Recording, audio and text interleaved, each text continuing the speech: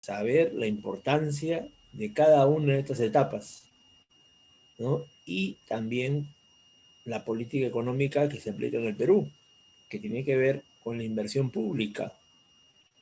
Claro, la inversión pública en el Perú es extremadamente bajo. Más aún, los economistas que predominan, tienen más influencias, ellos difunden la idea de que el Estado no debe invertir más en la sociedad peruana y todo deben dejarlo a los privados, ¿no? La educación, la salud, la seguridad, todo debe ser privatizado, dicen ellos. Sin embargo, sin embargo, nunca hablan de la deuda externa. Eso sí es público, eso sí lo tenemos que pagar nosotros, todos, todos. Eso no quieren privatizarla. Sí, son bien astutos, dicen ellos. Todo quieren privatizar menos la deuda pública, ¿no? Donde esa plata es principalmente empleada por ellos, por los grupos de poder económico, por ejemplo, los que plantean eso, de que el Estado debe, son los economistas más importantes del Perú. Tenemos, por ejemplo, a Federico Salazar, un economista muy conocido, el propio Hernando de Soto, ¿qué ha dicho? Ha dicho así claramente de que él, si llega a la presidencia, no va a comprar ninguna vacuna. Él va a hacer que los privados se encarguen de distribuir las vacunas, los privados. Ese es un ejemplo fresquito de hace pocos días, donde Hernando de Soto, otro economista famoso, uh-huh, claro, también otro economista conocidísimo es Hurtado Miller. Claro, ellos son los que intentan que todo se privatice. Y todo economista que escuches, ¿no? Dentro de la televisión, la radio, está dentro de ese enfoque. Los medios de comunicación no dan espacio, ajá, también Izquierdo, muy bien, Izquierdo también es otro economista famoso, no dan espacio para que un economista de ideas distintas opine acerca de la importancia del Estado en la economía, ¿no? ¿Por qué? Porque afectaría pues sus intereses de estos grupos económicos que controlan los medios de comunicación. Entonces, no se escucha nada de eso. Más aún, se profundiza a extremos donde los economistas plantean, mira, un caso, plantean, cuando se habla de que va a haber aumento salarial, ¿no? Salen estos Jorge Izquierdo, Salazar, sale, hay tres, cuatro economistas que son los engreídos de los medios de comunicación, a ellos le llaman solamente. Y a esos que tienen el mismo pensamiento le dicen, a ver, ¿qué opinas sobre el incremento del salario? Y ahí dicen, clarísimo, dicen, es algo negativo, algo totalmente perjudicial. El aumento salarial no puede darse así nomás, tiene que haber ciertos factores.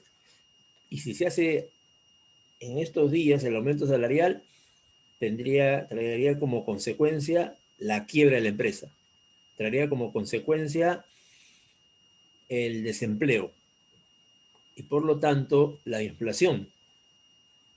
Oye, mira, tres graves problemas que empiezan a explicar los economistas y la gente que no está enterada de términos económicos, ¿no? Simplemente escucha eso y siente miedo, siente temor de perder su trabajo, de que haya una crisis económica, de que haya inflación, porque cuando hay inflación no podemos comprar productos, tenemos que comprar lo mínimo para sobrevivir. ¿No es que los precios se disparan? Entonces, esa es la explicación que dan ellos, ¿no? Sí, y son de varias universidades, no solamente la Católica, sí, son de la Pacífico sobre todo, la Pacífico, la Católica, ¿no? Sí, así es. Uh-huh. Justamente estamos hablando de eso, donde el Estado no es que no pueda hacerse cargo de la población, de los servicios que la población necesita, sino que, porque el Estado tiene cantidad de dinero. Mire, solamente para los panamericanos ha gastado miles de millones de dólares. Sí, el dinero es lo que sobra en el Banco Central de Reserva, en el Banco de la Nación, hay cantidad de dinero. Mire, para las empresas privadas les ha entregado 60.000 millones de soles en esta famosa Reactiva Perú, ¿ya? Y una cifra mínima ha sido invertida para los bonos hacia las familias. O sea, el Perú en estos últimos años ha generado un déficit, perdón, un superávit que está registrado en el Banco Central y está ahí en recursos en el Banco de la Nación. ¿Sí? Entonces, eso sucede, ¿ya? ¿De qué el Estado tiene? Sino que no puede, no quiere gastarlo en tales o cuales temas. Sí, hoy día estamos entrando a lo que es el proceso económico y estamos viendo ya para iniciar la clase algunas preguntas e intervenciones de los compañeros acerca del papel del Estado. Sí, Brioso, estamos en proceso económico y producción. Y como dice acá, etapas del proceso económico y la política económica. Justo cuando hablamos de política económica, ahí se vinieron los comentarios, ¿no? Acerca del Estado, las privatizaciones, los economistas, el papel de ellos, ya se tuvo que comentar esto. Muy bien. Y aquí está un esquema que habla del proceso económico, la relación con el estudio, ¿no? El estudio, porque sí, la economía se encarga de este estudio para solucionar los problemas. Por ejemplo, mire, aquí está la ciencia económica, ¿no? Cuyo fin práctico es buscar el bienestar general de la población y satisfacer las necesidades humanas, ¿no? Pero ¿cómo se satisface? Con bienes y servicios. ¿Y esos bienes y servicios de dónde salen? De las actividades económicas. Y eso en conjunto se llama el proceso económico. O sea, ahí está la relación entre lo que es la ciencia, el saber, ¿no? El conocimiento y la economía, ¿no? Que es la cuestión de la producción. ¿Mm? Exactamente. Sí, hay los votos en blanco eh, favorecerían a alguna de las listas que están encabezando los resultados en las elecciones, ¿no? Igual el voto nulo también. El voto nulo, el voto en blanco. Entonces, si alguien se opone a las elecciones, lo más coherente es no ir a votar. Pero ahí viene la multa, ¿ves? Entonces, ese es el problema que se presenta hoy día, porque el voto no es voluntario, no es opcional, es obligatorio ir a votar. Hasta los 70 años tienes que ir a votar. Imagínate. ¿Ya? Entonces, este sería un esquema para entrar a la clase, que es el esquema de la ciencia económica y el proceso económico. O sea, un esquema, una síntesis. ¿Qué cosa es el proceso económico entonces? Vamos a decir así clarísimamente que es un conjunto de actividades económicas. Objetivo, obtener los recursos necesarios para poder satisfacer las necesidades. Y ojo, que esta viene de épocas antiguas, ¿sí? De épocas desde que el hombre aparece, desde que el hombre aparece ya existen las actividades económicas como por ejemplo la caza, la recolección, la pesca. Y este cazador-recolector lo que está buscando es una presa para conseguir la carne, los huesos y el pellejo para hacer su ropa. En cambio, el consumidor actual, este ya no piensa en eso. Ya. Este en qué está pensando. Están pensando pues en los equipos, ¿no? Celulares, laptops, tablets, ¿no? Está pensando en la ropa para su abrigo ahora que viene invierno, ya estar bien abrigado. Está pensando en sus estudios, ¿no? ¿No? El examen de admisión, ¿cuándo será? ¿Mm? Lo han postergado. Iba a ser un examen de admisión presencial, lo cual es la demanda de la mayoría de postulantes. Como la mayoría de postulantes no reúne los requisitos para dar un examen virtual, entonces se estaría cayendo en una exclusión, ¿no? En una discriminación. Por lo tanto, tienen que eh, tienen que hacerlo presencial.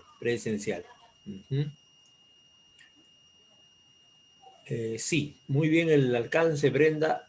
El Estado peruano, por esto de la enfermedad, sobre todo, ha indicado que a partir de los 65 años ya no es obligatorio ir a votar. Imagínate, pues, llevando a los ancianitos, sacándolos de casa hacia la calle donde está la epidemia, ¿no? Ya sería un escándalo, pues, ¿no?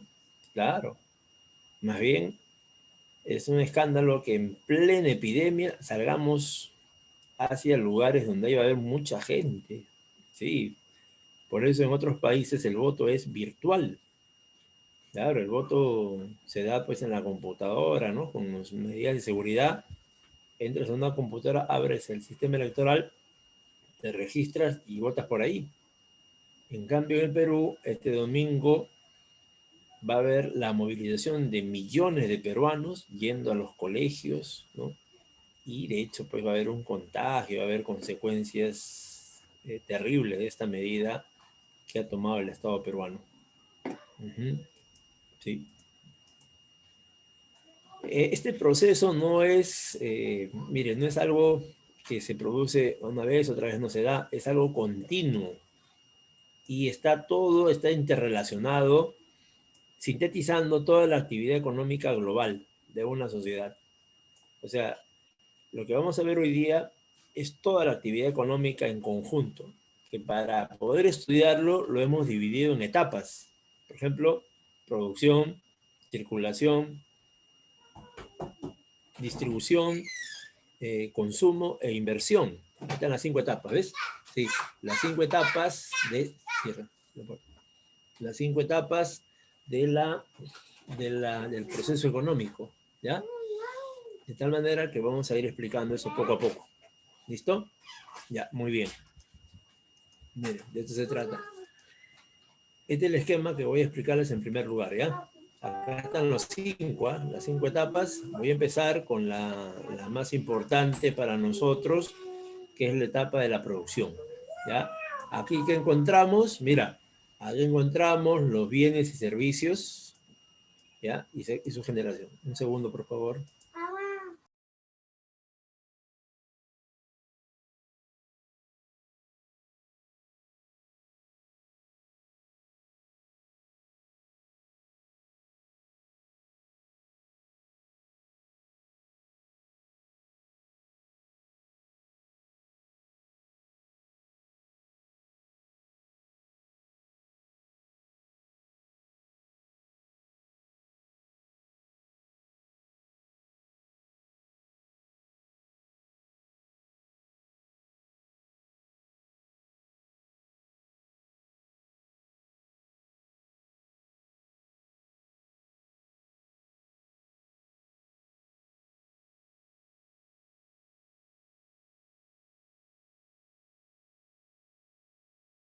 Disculpen la interrupción, distracción por acá.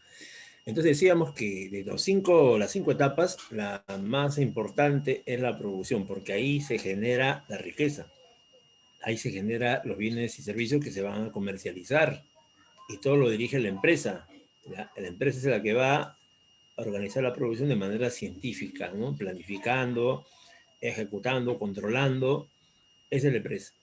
¿Ya? Luego de esto vamos a ver dos elementos, ¿ya? Particularmente consideramos que la segunda etapa es la circulación. ¿Por qué la circulación? Porque ahí es donde se va a trasladar los bienes y servicios. O sea, de la empresa vas a llevar los bienes y servicios hacia los mercados. Y en los mercados es donde se va a producir pues la compra y venta, el intercambio, ¿no? Y ahí es donde se va a generar la riqueza, o sea, va a haber circulando mucho dinero, mucha plata.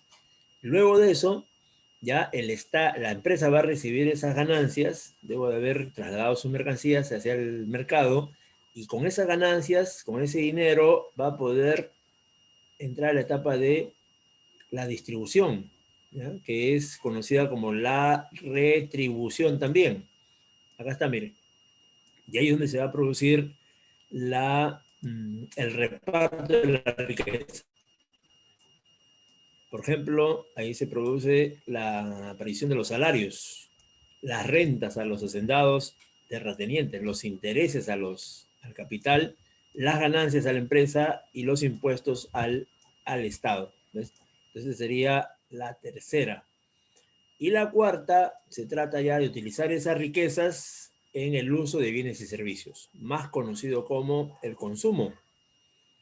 ¿Sí? Aquí todo lo que hemos recibido de ingresos, vamos a utilizarlo en conseguir esos productos para poder satisfacer nuestras necesidades. ¿Ya? Y luego, la parte que no gastamos, que se llama el ahorro, generalmente el ahorro lo tienen los dueños de las empresas porque los consumidores apenas les alcanza para poder cubrir sus gastos, ¿no? Entonces queda muy poco. A veces no les alcanza y tienen que endeudarse. En cambio, el empresario no. ¿El empresario qué hace? El empresario tiene muchas ganancias y él sí puede ahorrar. Puede ahorrar. Entonces, todo ese ahorro lo va a utilizar ¿para qué? Para financiar un nuevo proceso productivo. ¿Ya? Ahora, esta forma de ver el proceso económico de manera sintetizada no es la única. Existe otra forma también, donde la producción ya no es vista como la primera fase, sino esta de acá, mire. Mire, vamos a ver cómo es que otra fase es vista como si fuera pues, la más importante. Es esta de acá, muchachos. ¿Ya? Según el enfoque de los economistas neoliberales sobre todo, porque los clásicos no, los clásicos dicen, este es el esquema donde la producción entra a tallar en primer lugar.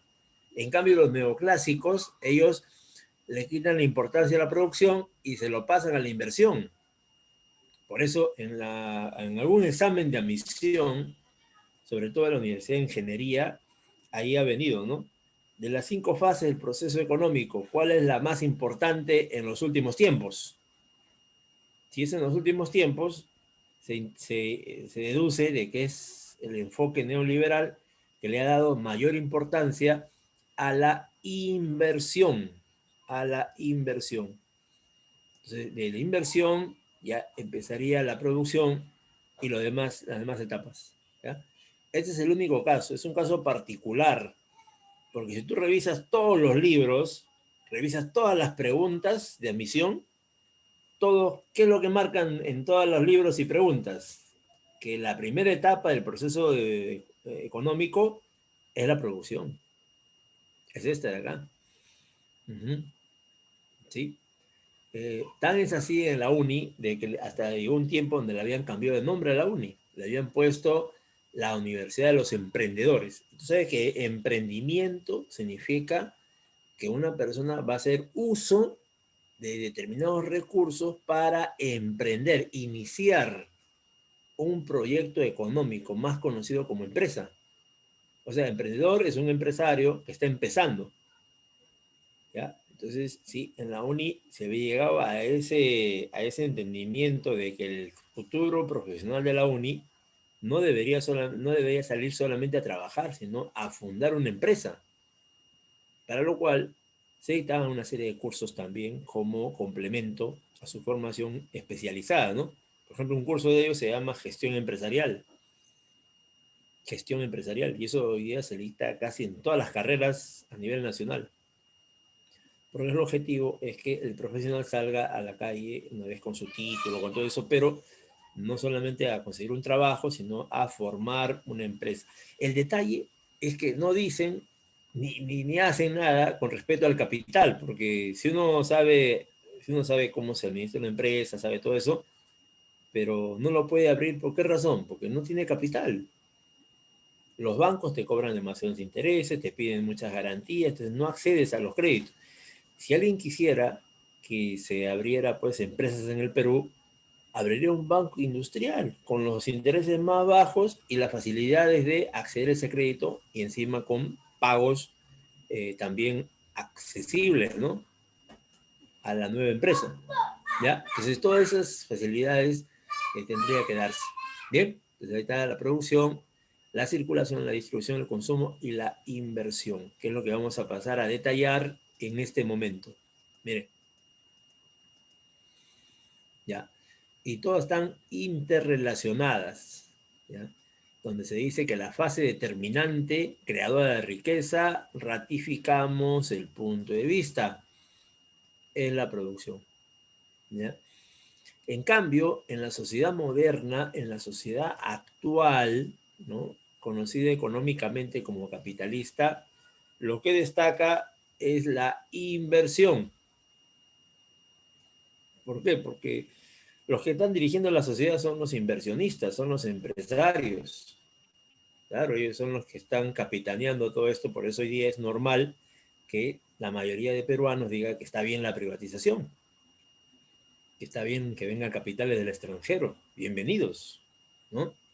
Que está bien que los productos peruanos salgan al extranjero principalmente, ¿no? Por ejemplo, el gas de Camisea, usted sabe que ese gas no se distribuye en todo el Cusco, donde está la planta, ¿no? Sino primero se va al extranjero, México, Chile, Estados Unidos, Europa.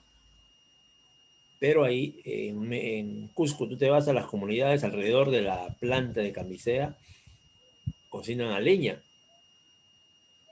Igual pasa en diferentes departamentos del Perú. Acá en Lima, ni siquiera el 30% de limeños tienen gas, ese gas de Camisea. Entonces, para algunos eso le parece normal. En otros países no. Por ejemplo, en Colombia, el 70% de colombianos ya tiene gas de su yacimiento gasífero. En Bolivia, donde he encontrado gas, alrededor todo está distribuido con gas ya. Y la lógica de colombianos y bolivianos y es que el gas primero se debe emplear en el país y lo que sobra, ese se debe vender al extranjero. En nuestro país, los liberales y neoliberales plantean de que primero debe venderse y a precio competitivo. A ver, ¿qué significa precio competitivo para el economista peruano que tiene influencias en el gobierno y en la prensa? Precio competitivo. ¿A qué se refiere? A ver, te doy claves. Un precio alto, un precio bajo o un precio equilibrado. A ver, vamos. A ver. Estamos leyendo las respuestas. Pues, Equilibrado. precio equilibrado. ¿Cómo? Un precio equilibrado, dicen por acá. Precio alto. Por ahí me dicen un precio bajo. Alto. A ver, si hay varios países que venden gas, y nosotros queremos competir con ellos, según la lógica liberal, debemos vender caro o barato. Barato. Barato, barato. Esa es la lógica, ¿ya? Y Barato. venderlo barato, así es. Venderlo lo más bajo que se pueda. ¿Y sabes cuánto venden el galón? O sea, 4 litros de gas, ¿no? Lo venden a 2 soles.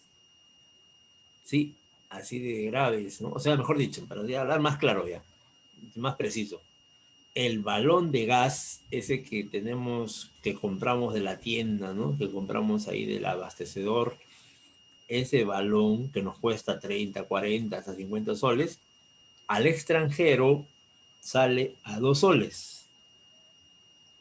Los mexicanos ya lo han denunciado ya. Hace poco los empresarios mexicanos, el presidente de México, López Obrador, ha dicho públicamente que el gobierno de Peña Nieto y el gobierno de Alan García han firmado un contrato en base a la corrupción. ¿Por qué? ¿Cómo van a vender el gas a 2 soles? Los peruanos están perdiendo. Entonces, ese precio de 2 soles es producto de la corrupción, de sobornos. Sí, y entonces, ¿qué hicieron? El presidente ha pedido rehacer el contrato. Pero acá en el Perú nadie apoya eso, ¿no? Tú le preguntas a un ministro de Economía, le dice, señor, están vendiendo muy bajo el gas de Camisea. ¿Qué te dice? Es un precio competitivo. No tenemos pierde, nadie nos gana. Así que no vamos a subir el precio. Está bien. Al ministro de Energía y Minas le dice, señor, ¿qué piensa del precio del gas? Es el mejor del mercado. Nadie nos gana. Así que estamos número 1 en ventas. ¡Wow! O sea, ellos piensan de que eso es favorable. Así es. Ellos piensan así. Perdón.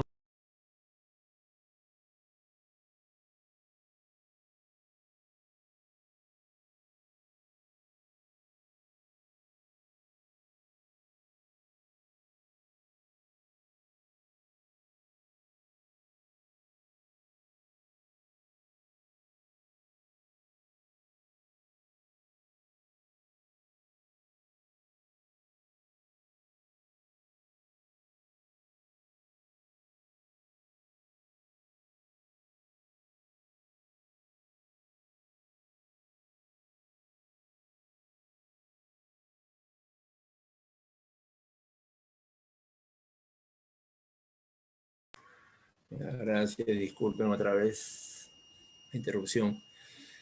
Sí, entonces esa es la lógica que hay acá en Perú. Igual pasa con la producción pesquera, como me están comentando por el chat.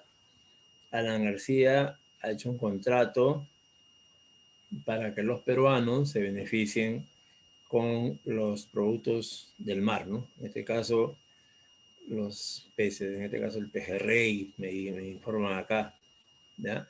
Otro joven, otro me está informando de que el gas ha subido de 40 a 40 soles, cuando estaba a 35 soles, 38 soles, ¿ves? Entonces, toda esta situación no es casualidad, ni es mal manejo, ni es ignorancia, todo está fríamente calculado, todo está planificado, ellos son especialistas. Este ministro de Economía, los asesores, los viceministros, todo este personal sabe perfectamente que lo que está pasando es perjudicial para la población peruana. Sin embargo, están de acuerdo y apoyan esto porque hay mucha plata de por medio. Cuando una empresa mexicana le compra gas tan barato al Perú, ¿tú crees que le compra así inocentemente, le compra así ingenuamente o hay soborno de por medio? Oiga, corre millones y millones de dólares debajo de la mesa para firmar estos contratos. Esto de las vacunas también es idéntico. ¿Por qué se han demorado tanto en firmar las vacunas, firmar el contrato para las vacunas? Y recién está llegando la vacuna cuando todos los países, la mayoría de países ya están abastecidazos ya. Chile tiene de sobra, Estados Unidos también. Y acá en Perú, mira, estamos esperando la vacuna no sé hasta cuándo, ni sabemos nada de eso.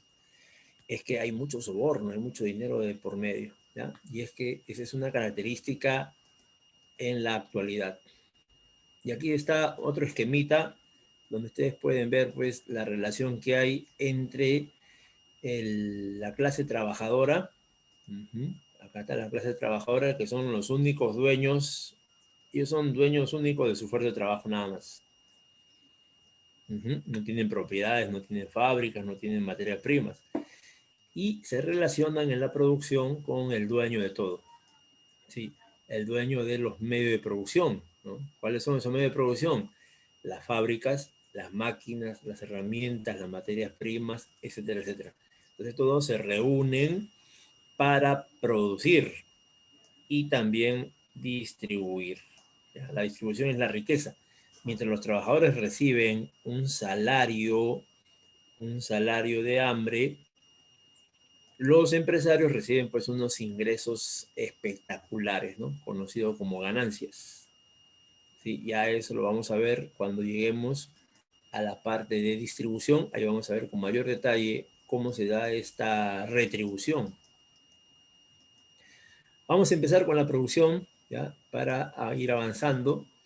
La producción se entiende como aquella actividad que realizan miles de personas a nivel nacional e internacional para generar, para crear los bienes y servicios que nos permitan sobrevivir, ¿no? Y la sobrevivencia tiene que ver con la satisfacción de nuestras necesidades. Sin embargo, más de la mitad del Perú vive en pobreza, siendo un país tan rico en minerales, en petróleo, en gas, en pesca. Estamos en el segundo lugar del mundo en pesca. Solamente nos gana China. China nomás nos gana. pero tenemos pesca, y no solamente el pejerrey, tenemos la anchoveta, la sardina, la caballa, el atún, el bonito, 104 especies marítimas o peces que son comestibles. Y aparte los mariscos, los moluscos que tenemos, ya nos hacen una potencia mundial.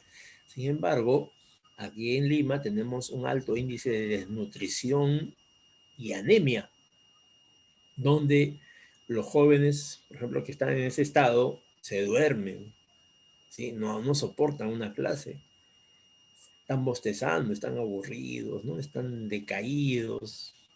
¿Por qué? Están sin energía, pues, teniendo tantas riquezas marítimas, de la agricultura, ganadería, ¿no? Tantas cosas tenemos y todo se va al extranjero. Miren, aquí se puede explicar rápidamente el proceso productivo del petróleo, como ejemplo, ¿no? Ahí tenemos la materia bruta, es aquel recurso natural que se encuentra en la naturaleza. No ha sido extraído por el hombre. Por eso le dicen la materia bruta, le ponen, ¿no? Pero cuando el hombre ya interviene, cuando el hombre hace su aparición, ¿no? Con máquinas, herramientas, lo extrae, que a eso se llama materia prima, elemento extraído de la naturaleza, pero no se puede usar. Así es que se da un primer proceso productivo, ¿sí? Que es combinar el petróleo con elementos químicos y convertirlo en un insumo. O sea, ya está casi listo para ser usado. Falta un proceso de producción. Entonces ha sido transformado, ha sufrido una transformación, ¿ya?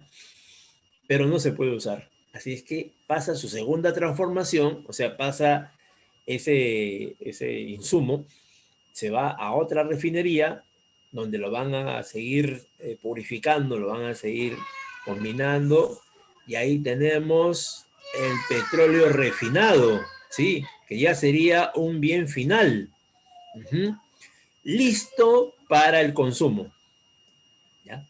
Entonces, este sería el proceso productivo en el caso del petróleo, como un ejemplo para ver nuestra clase hoy día. Ahora, va a depender del grado de elaboración para hablar del valor agregado. Si el grado de elaboración es alto, o sea, utiliza alta tecnología, entonces va a pasar esto, que tenemos aparatos muy caros, ¿no? Transformados en una economía desarrollada. Pero si el valor agregado es bajo, es porque estamos produciendo productos sencillos, como por ejemplo agricultura, pesca, minería, donde ahí solamente extraemos de la naturaleza, lo colocamos en un transporte y lo llevamos a otro país industrializado, el cual sí lo va a procesar. Y al procesar esos minerales, ¿no? Esos sintéticos, va a obtener este producto de alta gama, que es un celular pues de alta tecnología. Y el valor agregado es altísimo. Entonces, ¿qué es el valor agregado? El valor agregado es el resultado de la producción dependiendo del nivel de tecnología. O sea, puede ser bajo o alto el valor agregado. ¿De qué depende? De la tecnología. Si la tecnología es alta, el valor agregado del producto final será alto. Como ves, este equipo es carísimo, ¿no? Pero si el producto no demanda mucha tecnología y ha sido producido así de manera sencilla, su valor agregado será bajo, costará poco dinero, ¿ya? A eso se refiere. Se expresa, el valor agregado se va a expresar en un precio más elevado, pero el valor agregado es lo que vemos en pantalla, es la transformación de la materia prima en algo sumamente complejo, que puede ser un televisor, una computadora, ¿no? Puede ser un satélite, puede ser un barco, ¿no? Entonces, cuando demanda mayor tecnología, eso es un producto con más valor, o sea, más precio, ya para decirle más claro. En cambio, un producto que, por ejemplo, un pellejo extraemos de la vaca, ¿no? Le echamos sal, le echamos algunos químicos, lo dejamos secar, ya lo hemos curtido. Y eso, su precio es bajísimo. ¿Por qué es bajísimo? Porque no demanda mucho conocimiento, es conocimiento básico, entonces va a ser, su valor va a ser barato. Entonces, el valor agregado se refiere a eso. Cómo se está elaborando, si se elabora de manera sencilla o de manera compleja. Si es sencillo, su valor económico va a ser bajo. Pero si es complejo, si demanda conocimiento de ingeniería electrónica, microelectrónica, su valor agregado va a ser alto. Y eso se debe expresar en un precio elevado, ¿no? Claro, ¿sí? Por ejemplo, si vendes el pescado así nomás, el pescado así nomás te cuesta 1 sol, 2 soles. Pero si lo vendes enlatado, te cuesta 5 soles. Porque el enlatado ya es un valor agregado más alto porque ahí implica uso de maquinarias, uso de preservantes, uso de una serie de químicos, ¿no? Y encima su lata, que es una tecnología también, y su etiqueta, ¿ves? Entonces ahí es el ejemplo que nos ponen por el chat.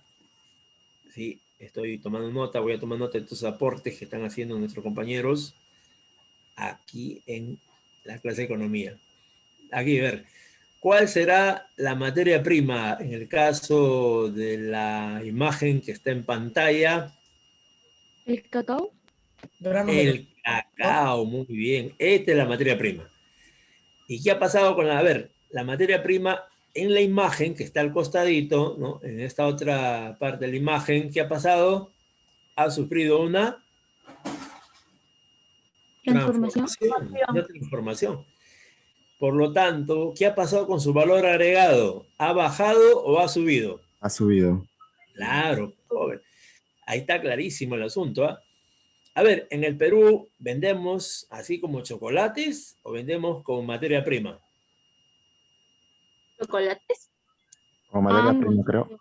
Mayormente, sí, también hay chocolate, señorita, pero mayormente los productores del mundo nos piden el cacao así, ya como materia prima. ¿Ya? Entonces, eso es lo que se vende en el Perú.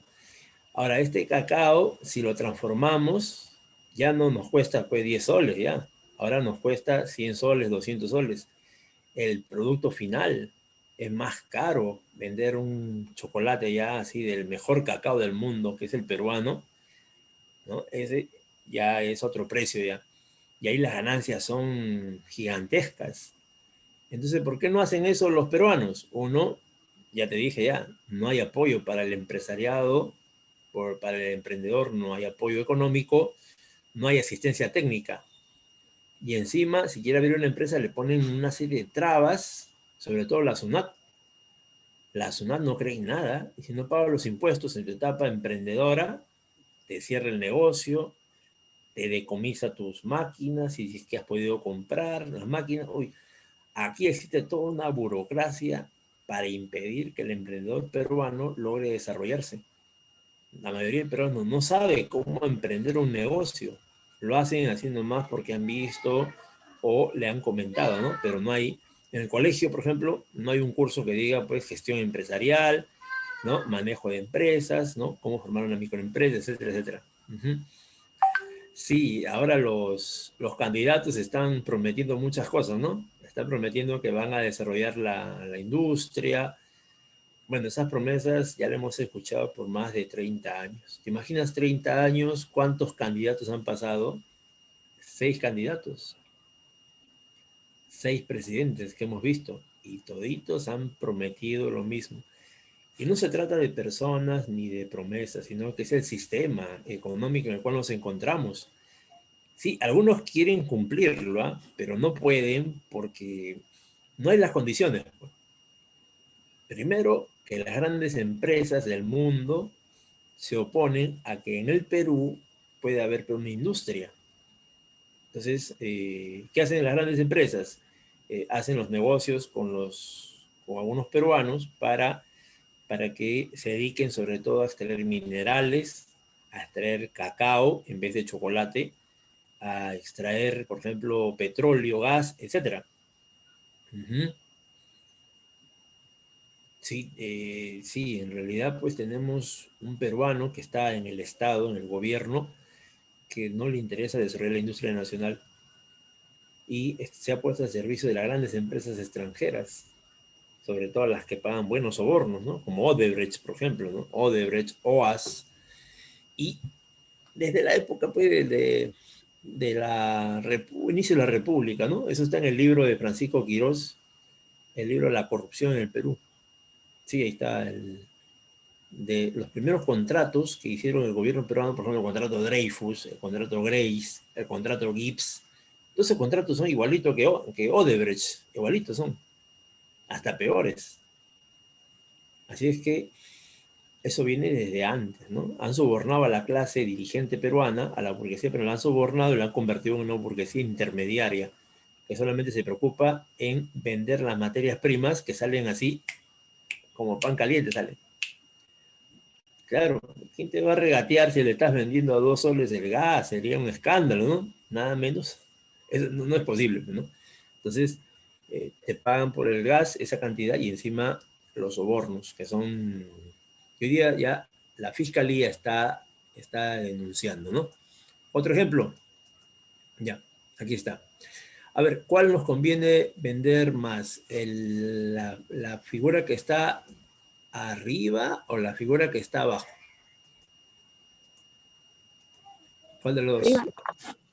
La de Arriba. arriba, profe. Este de arriba nos conviene 100%, porque estos son productos Arriba. transformados, son, claro, son productos transformados que su precio ya no es 2 soles. Por ejemplo, miren, esta cebollita china, ahí como lo ves, este ramo de acá te cuesta un solcito. Este pepino, un sol.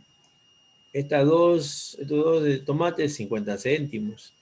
Estos dos de acá, un sol. Esta lechuga, un sol 50, 2 soles, ¿ves?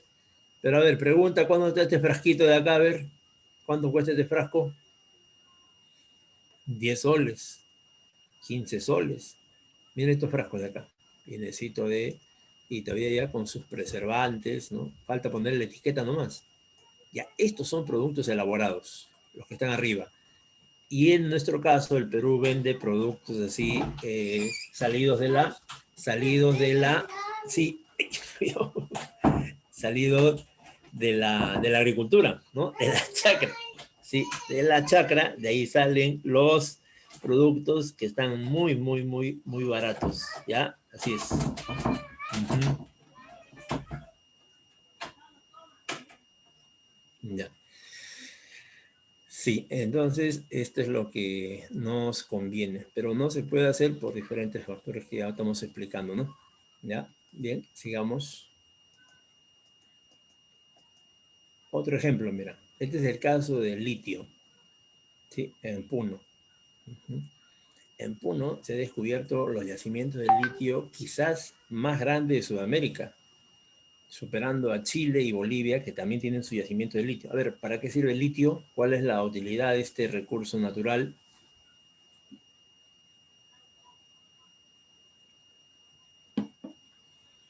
Es para hacer esto, mira. Todos los aparatos que necesitan energía necesitan baterías, pilas, ¿ya? Y el litio es la base principal para elaborar estos productos. A ver, ¿el Perú lo vende así como materia prima o lo vende como producto elaborado? Materia prima. Sí, así de jóvenes. Nuestro país vende esto como producto, perdón, como materia prima, a precio bajísimo. En cambio, Bolivia, mira, Bolivia, un país al cual el Perú siempre lo ha tratado mal, ¿no? Lo ha discriminado, se ha burlado. Y es que antes estaba peor que nosotros, ahora ha mejorado, tanto así de que su litio no sale de Bolivia el total, sino que más de la mitad del litio se produce, se transforma en baterías, en pilas, generando una economía nacional, ingresos nacionales, producción nacional y consumo nacional, lo cual fortalece la economía de ese país. Igual pasa en Chile también. En Chile también pasa lo mismo. Acá en Perú, Esto lo vendemos así por toneladas. Y los extranjeros felices pues, comprando, porque eso llega a su país y ahí lo transforman y nos venden pues después las baterías Samsung, baterías carísimas, ¿no? Pero con nuestra materia prima. Ya, último ejemplo. Estas planchas de cobre, mire, se venden a precios bajos. En cambio, este circuito es carísimo, ¿no? En el Perú, ¿cuál de los dos casos se vende? ¿En planchas de cobre o circuitos de cobre? A ver. Primero. Plancha. El Plancha. primero, exactamente. Vendemos así, y a costo bajísimo lo vendemos, el cobre. Y en realidad, los países desarrollados compran el cobre para hacer estas placas de circuitos para los aparatos electrónicos. Y eso le proporciona pues ganancias 100 veces más de lo que ha invertido comprando placa, esas planchas de cobre que están arriba. Este es el negocio. Este es lo que debería ser el Perú. ¿Ya? Y nosotros tenemos los ingenieros, tenemos la capacidad de hacerlo, sino que es política de Estado y de los grupos de poder que no permiten que se desarrolle esta parte industrial del proceso económico. Ahora, la producción frente al problema económico es lo siguiente, mire. Aquí está todo, miren. Esto va a generar problemas económicos, el entorno y el esquema de solución. Primero, el problema económico. Es la pregunta, ¿qué producir y cuánto producir? Cuando se realiza esta pregunta, inmediatamente viene la respuesta que es económica. ¿Ya? Y se responde así, dice, ¿qué se va a producir? Aquello que va a satisfacer las necesidades de la población. ¿Cuánto se va a producir? Eso depende de las demandas de la población, ¿no? Eso va a determinar que haya un nivel de producción en cantidades determinadas, ¿ya? Entonces, este sería el problema, el entorno y la solución del problema. El segundo es cómo producir, ¿no? Cómo hacer las mercancías, ¿no? ¿Qué pasos seguir? ¿No? ¿Qué cosas utilizar para transformar esa lana en esta chompa? Cuando hacen esa pregunta, se están refiriendo a un tema tecnológico. Y el tema tecnológico implica que en las fábricas, que en los lugares de producción haya eficiencia productiva. Profe, ¿a qué se refiere la eficiencia productiva? Se refiere a que se produzca de la mejor manera, con gente preparada, gente capacitada. Esta es la eficiencia, significa hacer las cosas de la mejor forma, de la mejor manera. Pero para lograr eso, no es suerte, ni casualidad, ni es al azar. Es tener conciencia de lo que nos falta y por lo tanto preparar a la población, a los trabajadores, capacitarlos, ¿no? Profesionalizarlos, ¿ya? Y eso tiene que ver con el tema educativo. Mira, ¿por qué crees que en la educación pública peruana la mayoría de jóvenes salen del colegio y no saben qué hacer, no saben qué ocuparse y muy poquito de ellos se deciden postular? Y cuando van a postular se dan cuenta de que sus conocimientos no les facilitan el ingreso a la universidad. Por eso tienen que prepararse 1 año, 2 años en las academias. Así es. Repito, no es casualidad que esto esté sucediendo, ni es ignorancia. Todo esto está preparado para generar mano de obra barata. Porque cuando un escolar ya que deja ya la adolescencia, se convierte en joven, ¿no? Tiene 17, 18, 19 años, ya es entrando a la adultez, entonces ya no le van a seguir manteniendo, ¿no? Es difícil, si no logra estudiar, no logra hacer algo, entonces la familia que va a decir, hijo, ya, acá hay un trabajito, acá hay otro trabajito, puedes dedicarte a esto, pero si no tienen especialidad, lo van a contratar en alguna actividad, pero con sueldos bajísimos. Lo que en economía le llaman los economistas el cholo barato, así le han puesto, ¿no? El mala mano de obra barata, le dicen. Pero si tú vas como profesional, como ingeniero, ¿qué vas a recibir? Un salario mínimo. Al ingeniero le están pagando para empezar 3.000 soles, 4.000 soles, 5.000 soles, para empezar, ¿ah? Porque después, por su grado de especialización, va a pedir 5, 6, 7.000, 8.000, 10.000 soles. Ujú. Entonces, ¿cómo producir? Se refiere a la eficiencia en la combinación de factores productivos. Y de esa manera, elevar la producción a lo más que se pueda. ¿Sí? Eso es lo que plantea el segundo problema. El tercer problema plantea para quién producir. ¿Mm? ¿Quiénes son los que van a consumir estos productos? Ajá. Y ese es un problema social ya. Y cuando hablan del problema social se refieren a que esa producción debe ser trasladada a lugares donde la población pueda pagar, porque el capitalista no traslada mercancías donde la gente es pobre. Mira, cuando tú vas a ver que el morro solar en Chorrillos lo están tomando los pobladores, ¿no? O te vas a las zonas de Ancón, las vías de Ancón, allá al fondo, ¿no? En el desierto limeño, no vas a encontrar Totus, Pea, Saga, Ripley, nada de eso. Ellos se instalan donde haya un mercado que la gente pueda consumir. Tú te vas a esos lugares, tampoco vas a encontrar colegios privados, salvo alguien que viva por ahí, que no pone su colegio privado porque vive en la zona. Pero que ahí vayan los colegios grandes, los mercados grandes que vayan ahí, no les interesa. Por esa razón es que para quién producir es un aspecto social y ahí es donde el capitalista, ¿qué afirma él? Él afirma que debe haber una eficiencia en la distribución buscando el bienestar individual y social. Se pasan buscando, pero no lo encuentran, ¿no? El capitalismo entonces produce para el mercado, no produce para satisfacer necesidades, sino para solamente aquellos que puedan pagar. Y eso es un porcentaje mínimo. La mayoría se quedan mirando los bienes que la gente compra. Por ejemplo, tú sabes que el examen de admisión, como te repito, creo, ya te dije, te comentaba, lo han suspendido, ¿no? Han suspendido el examen de admisión hasta nuevo aviso. Y la principal causa de esta suspensión del examen de admisión es que el Estado ha advertido a la universidad que si convoca a los jóvenes a un examen presencial, puede haber una difusión de la enfermedad entre los estudiantes. Entonces el Ministerio de Salud ha dicho que mejor esperen un poco para ver que se solucione este problema y puedan ya hacer su examen presencial. Ahora, ¿y por qué no es examen virtual, San Marcos? Que ya lo había hecho. Porque hay una fuerte oposición de los estudiantes a que se lleve a cabo el examen virtual, porque es una discriminación, porque casi la mitad de postulantes no reúnen los requisitos tecnológicos para poder dar el examen virtual. Muchos no tienen computadoras, si tienen una básica elemental, muchos no tienen la señal adecuada, muchos no tienen ni siquiera cámara, etcétera, etcétera, ¿no? Entonces, cuando tú evalúas a la gente no por sus conocimientos, sino por lo que tiene, ya es una discriminación ya.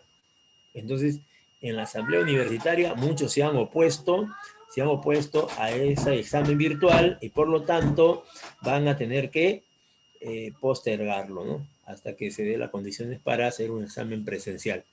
La Universidad de Trujillo ya realizó su examen presencial. La Universidad de la Amazonía también ha realizado su examen presencial y ha sido un éxito. Sí, ha sido un éxito. Entonces, eso hay que tomar en cuenta, ¿ya? Estos serían los problemas económicos.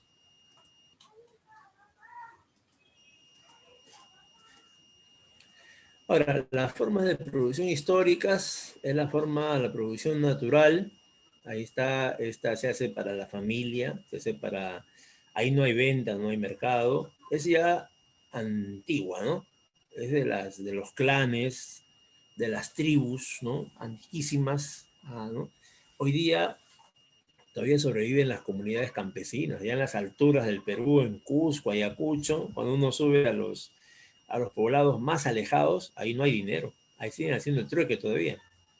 En la Amazonía, en las zonas alejadas del mundo, hay esto, por ejemplo, mira, a nuestros pobladores de las zonas alejadísimas, en la selva peruana, ¿qué vas a darle dinero? Tienes que hacer intercambio, ¿no? Ellos te sacan la carne mono, uno le saca la carne de, o mejor dicho, un tarro de leche. Ellos te traen piel de o carne de culebra o alguna artesanía, ¿no? Estamos hablando de las comunidades que están más alejadas, porque hay algunas que ya están, ya se han amoldado, ¿no? Por ejemplo, los chipivos ya están con sus, algunos tienen dinero y hacen su negocio normalmente, ¿no? Pero todavía hay comunidades muy alejadas, ¿ya? En el caso de la serranía es en las zonas más alejadas también, donde el dinero no es determinante. Ahí determinante es la producción, la papa, la zanahoria, la oca, la mashua, y eso se intercambia, ¿no? Con el ganadero que está viviendo al costado vas a intercambiar el charqui, y así, ¿no? O también en zonas muy alejadas como la Polinesia, también ahí siguen practicando el trueque. Ahora, eso ya ha sido superado a nivel mundial, ¿ya? En la mayoría de países lo que se vive ya es la producción que se destina a la venta. Este es lo predominante. Y no al consumo directo del productor y su familia. O sea, las familias pueden estar de hambre, de frío, y los centros comerciales pueden estar llenecitos de frazadas, chompas, ¿no? Colchas, ahí llenecitas pueden estar.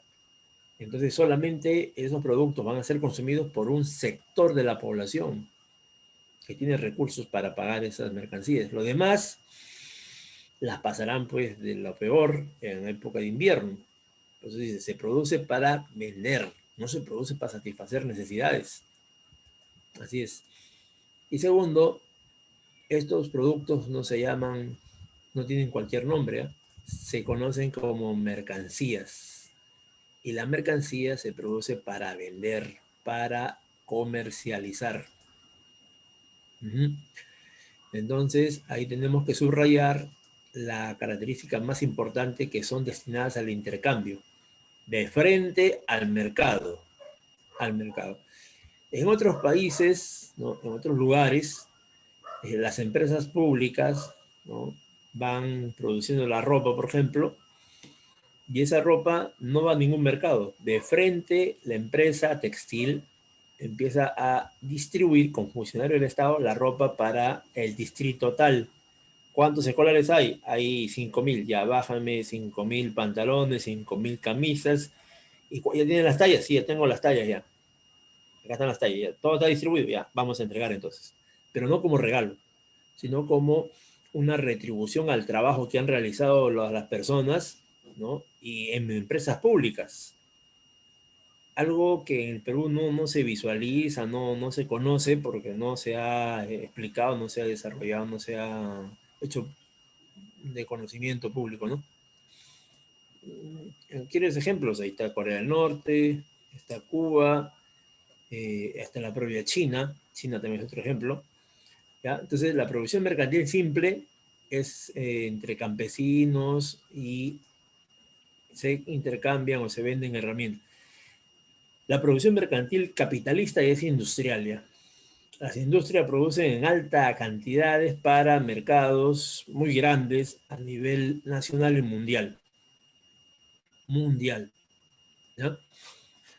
Aquí les dejo un esquema para que lo revisen con calma en su tiempo libre. Aquí hay una caricatura que también para que lo estudien, ¿no? Cómo realiza la inversión el empresario, qué capital les va creando.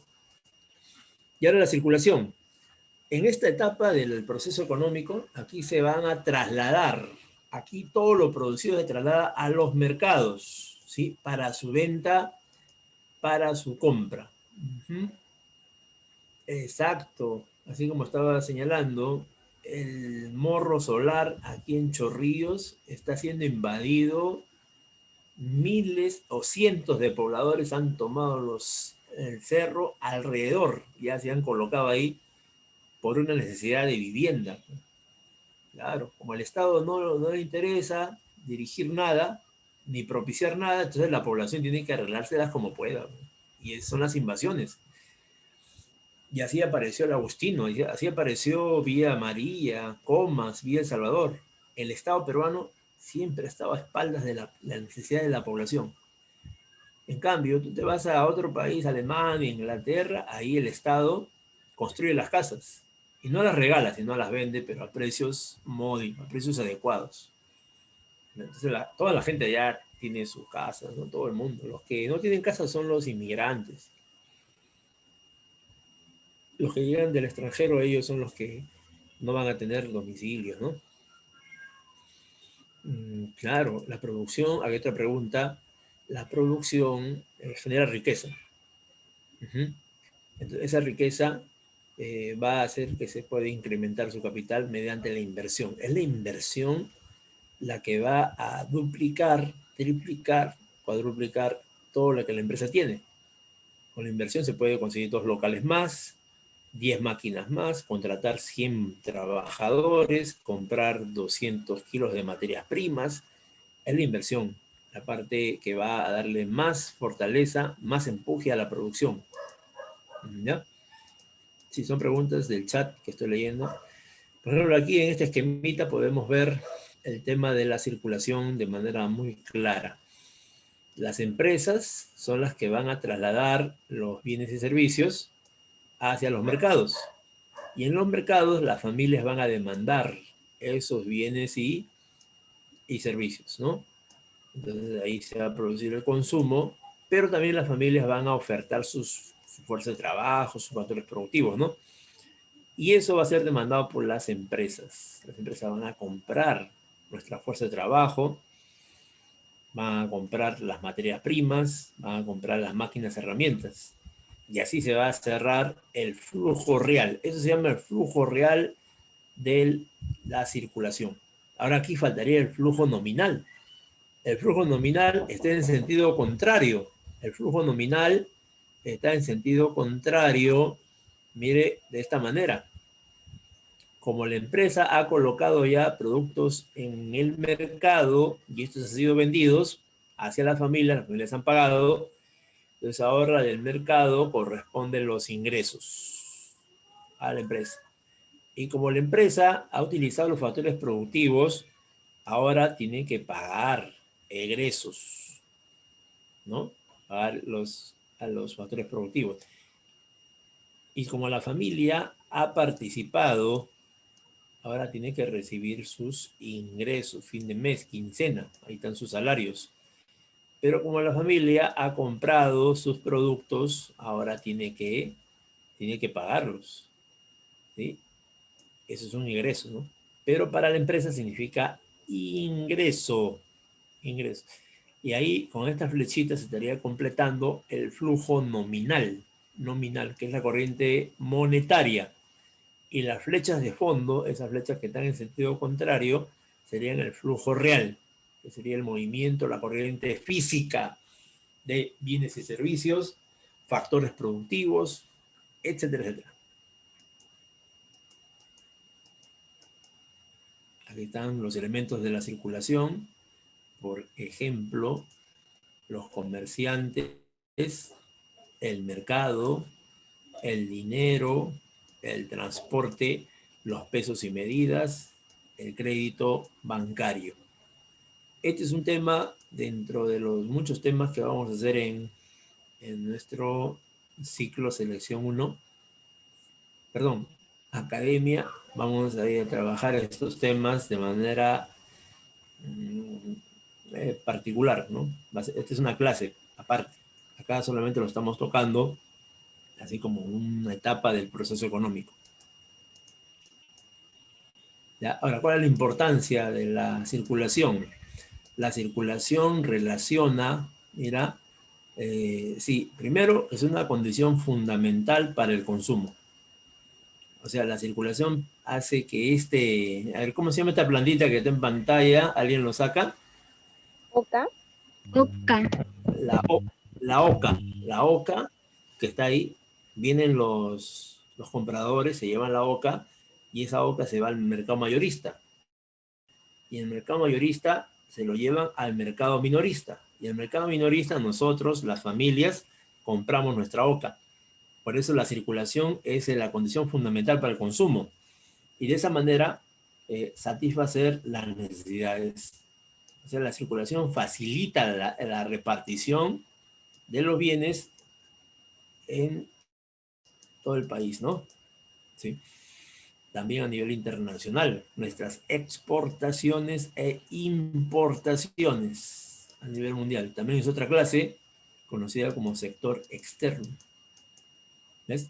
Ya la OCA, que está en la chacra, ya lo han trasladado al mercado, y en el mercado lo están ofreciendo, mira, así con unos amarrados, ¿sí? La OCA, ¿cuánto será el precio? ¿No? Entonces compramos la OCA en el mercado, lo llevamos a la casa, lo lavamos porque no se pela, y lo cocemos, ¿no? Así. Esa está lista ya para el consumo. Altamente nutritivo. Entonces la circulación facilita el consumo. Muy difícil sería ir pues hasta la chacra de Oca, comprar la Oca. Está allá en Junín, en Pasco, muy tan lejos, que no se puede, ¿no? Entonces la circulación facilita todo eso. Ahora el mercado está a la vuelta de la esquina, está en el paradero tal, ¿no? Está más arriba, más abajo, pero está cerca, está en la ciudad. Podemos llegar ahí. Entonces, ese es el factor positivo de la circulación. Ahora, la distribución, ¿de qué se encarga? La distribución se encarga de repartir la riqueza generada entre los factores productivos. ¿Por qué razón? Porque han participado en la producción, ellos están en la producción, entonces ahí se retribuye económicamente. La retribución es en dinero, en efectivo. No hay retribución moral, ¿no? Anímica, no hay eso. Acá es dinero. El trabajador, ¿qué recibe, profesor? El trabajador recibe sus salarios, sus salarios. El empresario, profe, sus ganancias. Oye, el Estado, sus impuestos. ¿Ves? Así se va retribuyendo. Y en el Perú también tenemos los salarios más bajos del mundo, mira. En el año 2007, este salario insignificante, mira, 530 soles. Y empezó las huelgas, las marchas. Entonces, ¿qué hizo Alan García? 550, le subió 20 soles. Mire, esa subida, ese incremento de salario. Es ridículo, ¿no? Y luego 30 soles, mire. Ese es el gobierno aprista, pues. Y luego 20 soles más, o sea, como de limosna en limosna. Mire, de soles en soles, así. Sin siquiera recibir, atender los estudios económicos que dicen que el salario debe ser una UIT. Los estudios económicos ya plantean de que para que una persona viva adecuadamente puede estudiar, trabajar, viajar, hacer su vida normal, una vida digna, debe recibir una OIT. A ver, pregunta, ¿cuánto cuesta la OIT hoy día? 4.300. Ha subido, ¿no? Ha subido 100 soles ya. Está 4.400. Mira, la UIT es la única cifra que se nivela con la inflación. Mientras los salarios permanecen congelados, porque la inflación está... Mire, hace 2 días ha habido un paro de transportistas, ¿no? Uno averigua y dice, ¿por qué han parado? ¿Qué pasó? No han avisado nada para poder prevenir. Y los choferes dicen, ¿qué vamos a avisar? Pues si la subida de la gasolina se iba anoche. Anoche a las 11 de la noche subió la gasolina. Entonces hoy día, miércoles, ya no salimos a trabajar ya. No hemos salido porque no nos alcanza y tenemos que protestar para que el gobierno haga algo al respecto. ¿Ya ves? Entonces los precios siempre están subiendo en el Perú. Sin embargo, el salario peruano está congelado hace muchos años en esta cantidad irrisoria. Mira, 930. Ollantaytamala ya siquiera subió un poquito más, mira, 75 soles. Luego subió, a ver, 75 más. Luego 100 más, mira.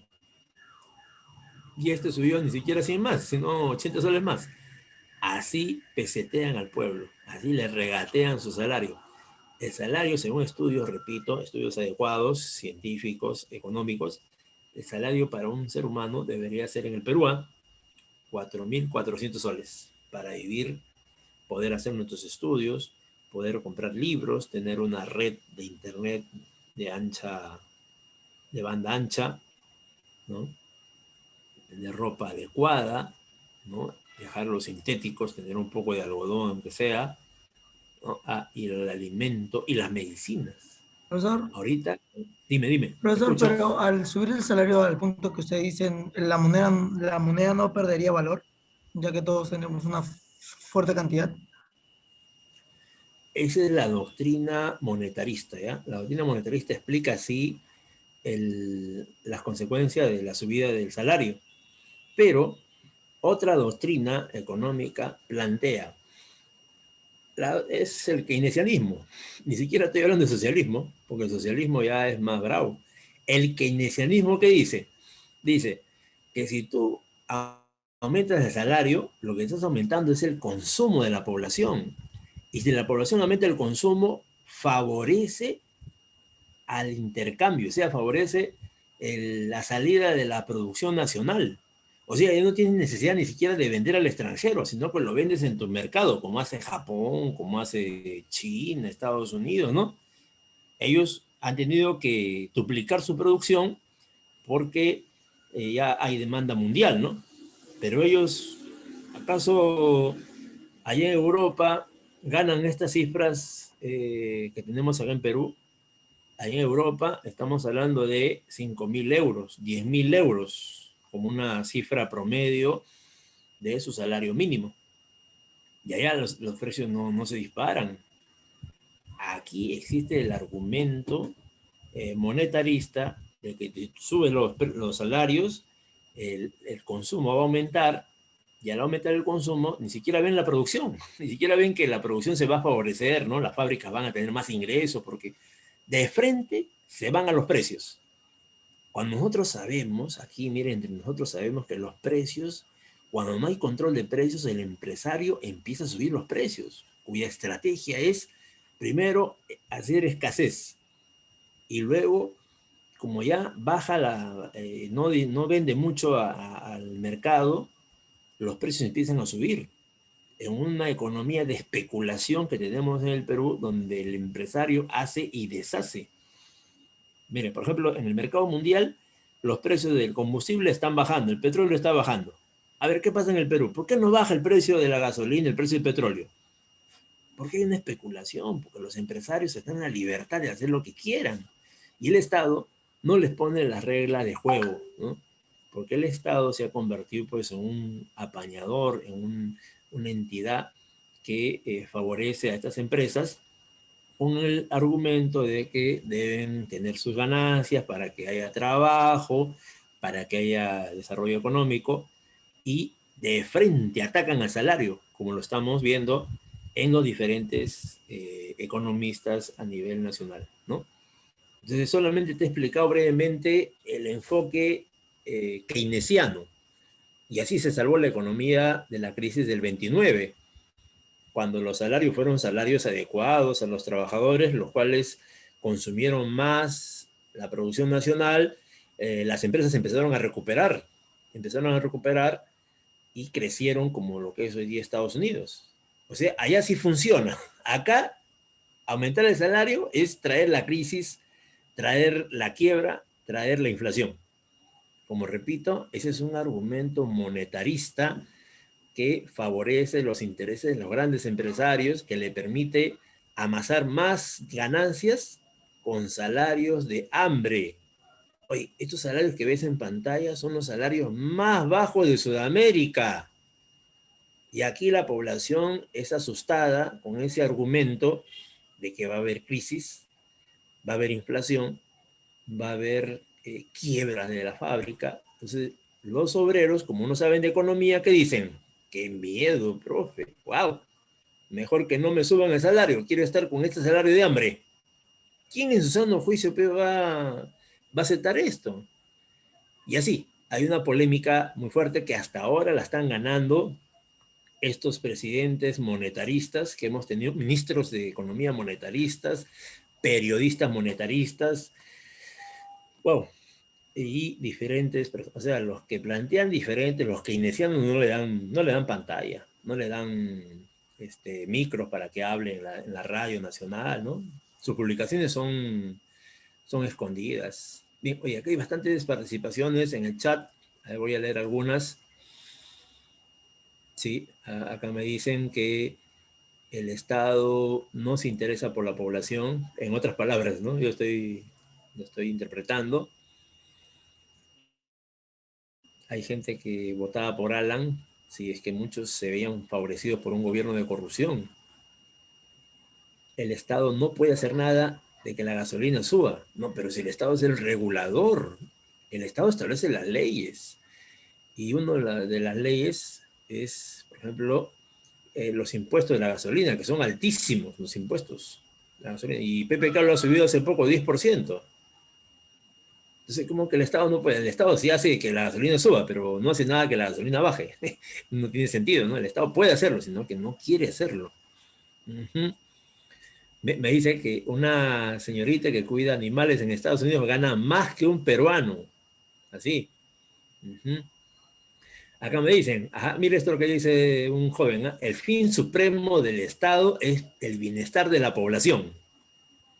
Los gobiernos de turno son puestos por países desarrollados, lo cual es algo sospechoso, ¿no? Algo muy misterioso ahí, que está bien escondido esto, no se cuenta nada de esto. Siguiente, mira, no les importa el verdadero bienestar de su pueblo. Personas que defienden una vida más justa le dicen terrucos, así es. El terruqueo es una estrategia para bajarse a cualquier persona que empiece a denunciar esto. Si tú te pones a denunciar que esto es una injusticia, que aquí los empresarios se benefician, que hay presidentes corruptos, de frente, este es de Sendero, este del MRT, así de frente, se manda. En la propia población, la gente, la misma población, cree estas cosas de que aumentar el salario es perjudicial. Cuando en todo el mundo, en toda la historia, un aumento salarial significa algo ventajoso para todo el mundo, para toda la gente, para todos los que participan en la economía. Pero sigue siendo un debate, puesto que hay mucho que dialogar, mucho que conversar al respecto. Continuemos. Por otro lado, las grandes empresas peruanas reciben ingresos increíbles, jamás vistos en la historia económica de Perú. Por ejemplo, mira, los ingresos que recibe la familia Rodríguez Pastor, encabezada por Carlos, mire, por Carlos, bordean ya una ganancia de, este es de hace 6 años, ¿ah? 1.600 millones de dólares. La familia Brescia, que ya se ha dividido porque hay tanta plata que las hermanas se han partido la empresa, una de ellas, que es Rosa, tiene 1.600 millones en 2015. ¿Te imaginas qué es lo que tiene ahora, no? 2021. Porque estos no han bajado su ganancia, más bien la han duplicado, triplicado. Ana Brescia, 1.600 millones de dólares. Vito Rodríguez, del Grupo Gloria, 1.200 millones de dólares. Eduardo Belmont, 1.100 millones de dólares. Jorge Rodríguez, 1.100 millones. Ahora, la pregunta sería, ¿y cómo han hecho tanta plata esta gente? Si el Perú es un país pobre. Es que dentro de estas empresas, de estos emprendedores, de estos grandes empresarios, solamente tienen al 20% de trabajadores en planilla. ¿Qué significa estar en planilla? Que te van a reconocer tus derechos laborales, tienes cierta estabilidad, tienes beneficios, etc. Pero ¿y el 80%? El 80%, según las estadísticas, no conoce ni conocerá qué son las vacaciones. ¿Qué es el aguinaldo? El aguinaldo es un pago en julio y en diciembre de un salario más. O sea, en esos meses tienen que recibir 2 salarios. Si ganas 3.000 soles, en julio, en tu cheque debe salir 6.000 soles. En diciembre, 6.000 soles. Profe, y a fin de año, tu CTS, que es un salario más. Profe, y las utilidades, otro salario más. O sea, que al año, si te hacen en planilla, como debe ser, como manda la ley, debe recibir entre 15 a 16 salarios. ¿Sí? ¿Sabes eso? ¿Quién lo cumple así con minuciosidad? Son los ministros, los congresistas, los jueces, los fiscales, los policías. Bueno, y así. En cambio, los maestros, trabajadores del Estado le pagan sencillitos, ¿no? Cuando hay julio le pagan 300 soles, así. Entonces es una situación de mala distribución de la riqueza, ¿sí? Y faltan más familias, ¿ah? Aquí solamente he colocado los más famosos, ¿no?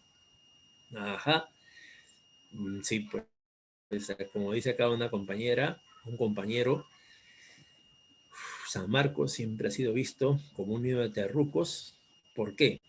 Porque en San Marcos pues, está la gente más crítica, la gente que tiene basamento, así como nosotros, postulantes que ingresamos a la universidad, y en la universidad no nos quedamos callados, denunciamos las injusticias, pero con fundamento económico, histórico, político, científico. ¿Sí? Denunciamos los monopolios, como dice acá una señorita, y también denunciamos, pues, estudiamos a las familias ricas, ¿no? Los estudios económicos han salido de San Marcos y de la Católica, con varios libros acerca de los grupos de poder económico. Ahora está saliendo de la UCH. ¿Conoce la UCH? La Universidad de Ciencias y Humanidades. También están publicando. A ver, anda la Católica, a ver. Perdón, anda la Pacífico, a la de Lima. Ahí no se publica nada porque eso es tabú, no se toca. Ahí está Eduardo Hochschild, ¿no? También es otro de los más ricos del Perú. Muy bien, ¿ves? Así es muy interesante que nuestros postulantes estén bien preparados y tengan el argumento, porque aquí nos pueden decir de todo, ¿eh? Nos pueden decir nerd, ciclonero, nos pueden decir, ¿qué más? Terruco, bla, bla, bla, bla, bla, ¿no? Pero a nosotros, ¿qué nos respalda? Estas cifras, nos respalda estos nombres, estos apellidos, esta descripción detallada de la mala distribución de la riqueza. Ese es el tema. Y eso es difícil que ellos puedan, pues, refutar. Por eso se quedan en el insulto, se quedan en la calumnia, se quedan en la, siempre están en ese asunto, ¿no? De desprestigiar. Bien, la distribución entonces tiene que ver con esto que está en pantalla. Por ejemplo, la naturaleza recibe su pago, ¿no? Que es la renta. El trabajo recibe su salario. El capital recibe su interés, la empresa su ganancia y el Estado los tributos, ¿ya? Y siempre los bienes que se producen deben tener valor agregado. Este puede ser alto o bajo. Eso depende de qué? Del nivel de tecnología que haya en ese país, ¿no? Sí, en ese país. Ahora, ¿cuál es la importancia de la distribución? A nivel individual, marca las desigualdades que hay en esta distribución. Por ejemplo, ahí vemos en esta caricatura cómo un solo hombre acumula millones y millones de dólares en Estados Unidos, acá en Perú también, ¿no? En Europa también. Y cómo millones de personas viven en la pobreza, en la miseria, con salarios de hambre, salarios miserables, ¿no? De sobrevivencia, para que no te mueras nomás. Pero la muerte llega, pero lentamente. Porque con 930, ¿qué vas a poder comprar? A ver, medicinas o alimentos. A ver, ¿cuál de los dos? No alcanza para los dos. Entonces tienes que decidirte. Y muchos deciden por alimentos y se mueren de sus enfermedades como la de...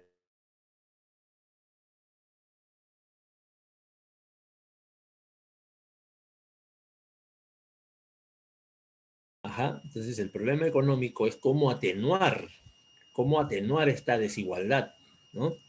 ¿Sí? Los socialistas, ¿qué hablan ellos? ¿Ellos qué dicen? Ellos dicen que la desigual distribución de la riqueza se debe a que existe la propiedad privada.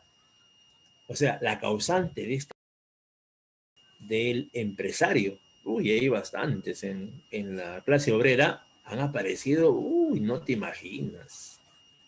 No te imaginas lo que han hecho con los obreros y campesinos en los últimos años. Les han destruido su base moral, los han desideologizados. Y una persona desideologizada y sin valores es capaz de todo, ¿eh? No tiene parámetros, no tiene límites. Así es. Y esto de la desigualdad empieza en el esclavismo, avanza al feudalismo y se da hoy día en el capitalismo. Sí, entonces, ¿qué dicen los neoliberales acerca del pago, acerca de la retribución?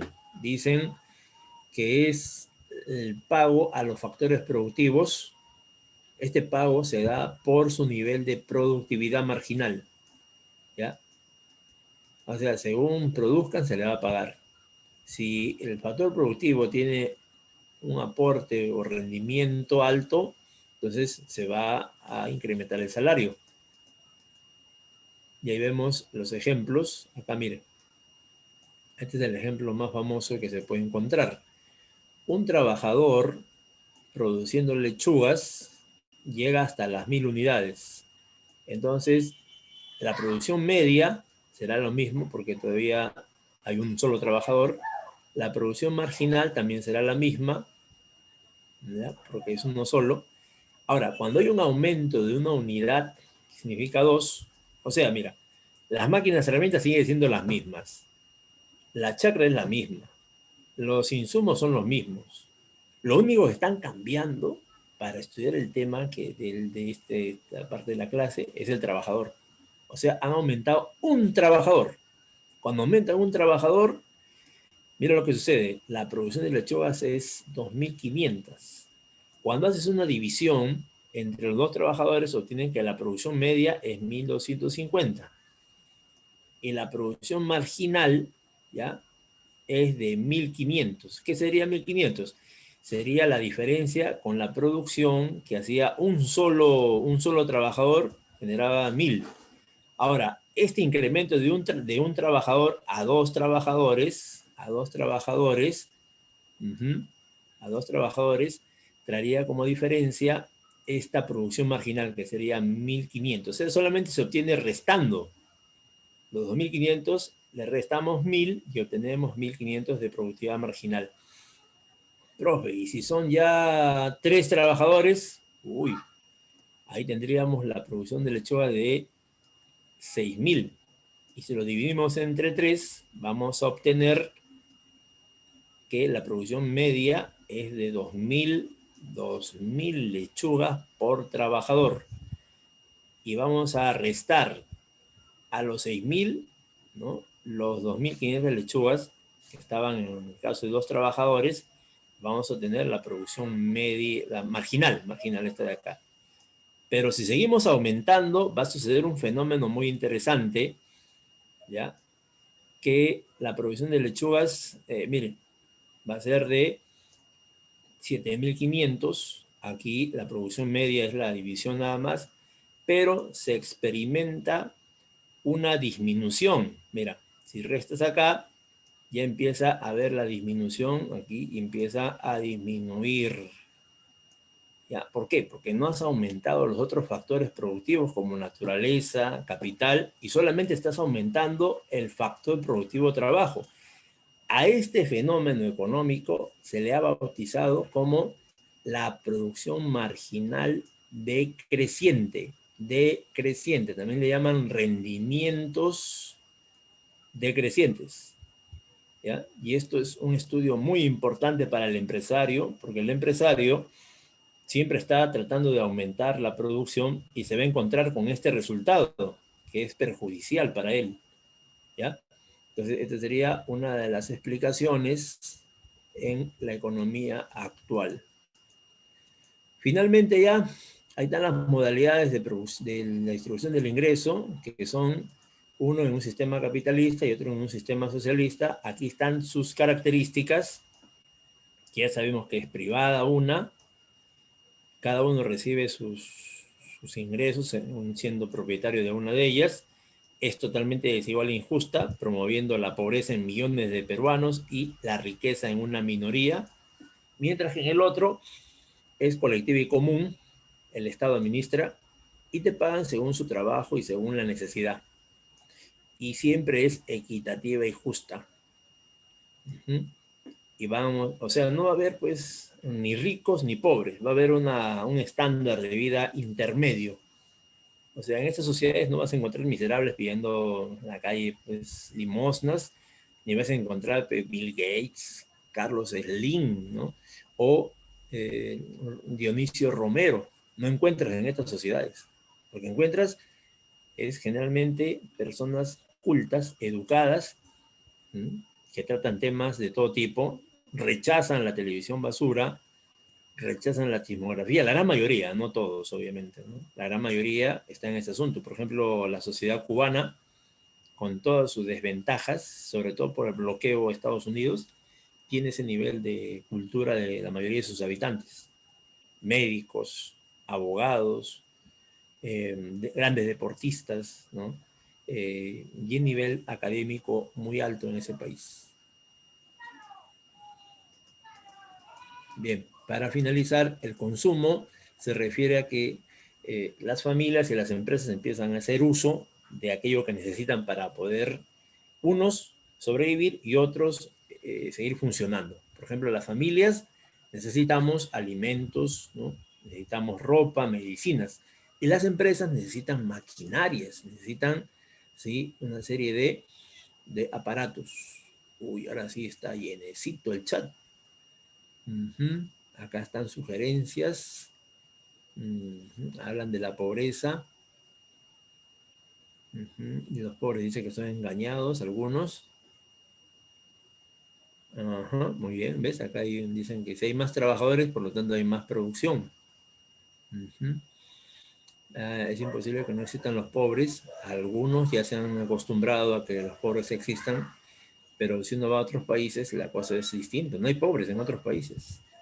Tú vas a Noruega, Finlandia, Dinamarca, Islandia, no hay pobres. En Japón no hay pobres. Sí, acá nomás nos han hecho creer de que es natural ser pobre.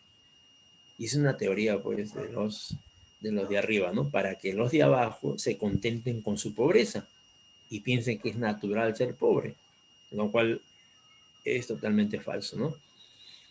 Sí, repito, aquí me están escribiendo que, por ejemplo, uno me dice, es imposible que no existan pobres, profesor. Otro me dice, profesor, creo que en la humanidad siempre va a haber ricos y pobres. Otro me dice, es imposible, profesor, evitar la desigualdad, es algo inevitable. Así de radicales, así de bien, bien claros son nuestros postulantes, ¿eh? Dice, sí, están argumentando que la pobreza es algo permanente, algo que no se puede cambiar, ¿no? Sí, ahora esto, la historia lo ha demostrado de que sí se puede cambiar, ¿no? La historia rusa, la historia china, la historia vietnamita, la historia cubana, la historia norcoreana, países miserables. Eso sí era pobreza. Feudales, atrasadazos. Ahora mira, ¿qué son? Países potencias, países desarrollados, países con una sociedad culta que ya no se deja engañar, sociedades que han alcanzado niveles de desarrollo muy avanzados. Esa es la cuestión, pues, ¿no? Que la Profesor, historia... Sí, dime, te escucho. profesor, disculpe, ¿cuál es el sistema que utiliza Japón? O sea, ¿cuál es? ¿Comunista, capitalista o cuál? A partir de la Segunda Guerra Mundial, cuando Japón pierde la guerra, Estados Unidos entra con todo a Japón, imponiendo toda la economía liberal, pero controlado por los grandes monopolios norteamericanos. Y en alianza con un grupo de japoneses que se van a prestar para eso, que son los liberales japoneses, que son las familias japonesas allá que tienen también su industria innegablemente desarrollada, van a reconstruir la economía japonesa con el famoso Plan Marshall, el Plan Jung, que son el financiamiento a Japón para su resurgimiento, siempre y cuando ellos desarrollen una economía acorde a los Estados Unidos. Eso es lo que pasa en Japón. Y ahí hay la mafia yakuza, hay los grandes monopolios, hay el honor japonés, la tradición japonesa, todo lo que nosotros conocemos, pero bajo el modelo capitalista. Ahora, ¿hay intentos de cambiar eso en Japón? Claro que sí.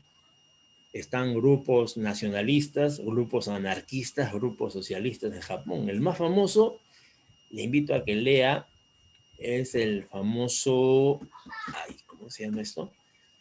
Me he olvidado su nombre. Es un grupo muy organizado en Japón que no recuerdo ya. Ese tema no lo trato hace mucho tiempo, pero voy a averiguar, voy a recordar ese nombre, ¿eh? Y es un debate, esto de la pobreza, aquí me siguen argumentando, Ujú. Sí, ajá, acá un joven me está escribiendo un texto muy denso, largo, donde me argumenta que la pobreza puede cambiar cuando la familia ve la cantidad de hijos, ¿no?, que debe tener y poder de esa forma, creo que, satisfacer sus necesidades, ¿no? O, en caso contrario, incrementar la pobreza. Bien, este tema es muy polémico, muy, muy polémico. Mire, en el capitalismo existe este problema, ¿no? Que hay tanta producción y el consumo es bajísimo. Mire, las empresas capitalistas producen, jamás visto en la historia, China ha roto el récord de producción mundial, Estados Unidos también lo había roto antes de los chinos. Sin embargo, en diferentes partes de África, Asia, Perú, América Latina, etcétera, se encuentran sociedades así como ves en pantalla, sin casas, sin electrodomésticos, sin buena alimentación, desnutridos, enfermos, y para que no se den cuenta de su situación y consideren porque esto es algo normal, le llenan la cabeza, sobre todo de supersticiones, un pensamiento pesimista, conformista y sobre todo la ignorancia. No le permiten ingresar al sistema educativo a ellos.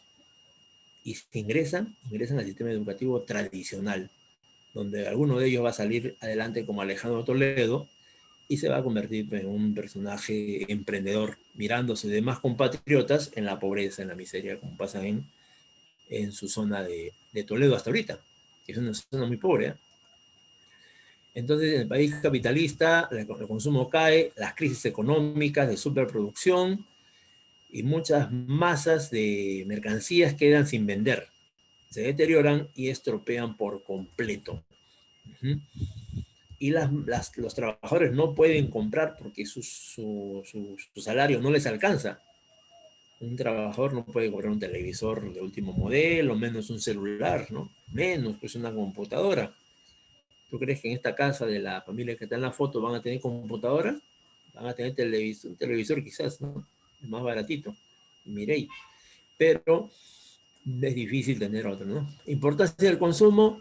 Gracias al consumo, el hombre desarrolla el proceso económico, atendemos nuestras necesidades, ahí satisfacemos, adquiriendo una serie de bienes y servicios, y es el fin último del proceso económico. Hacia eso apunta, hacia que la gente pueda adquirir esos productos, como son, por ejemplo, vivienda, electrodomésticos, ropas, dinero, y una serie de productos más, ¿no? Sí. Y esto está relacionado a los ingresos, ¿eh? Mientras más ingresos, más consumo.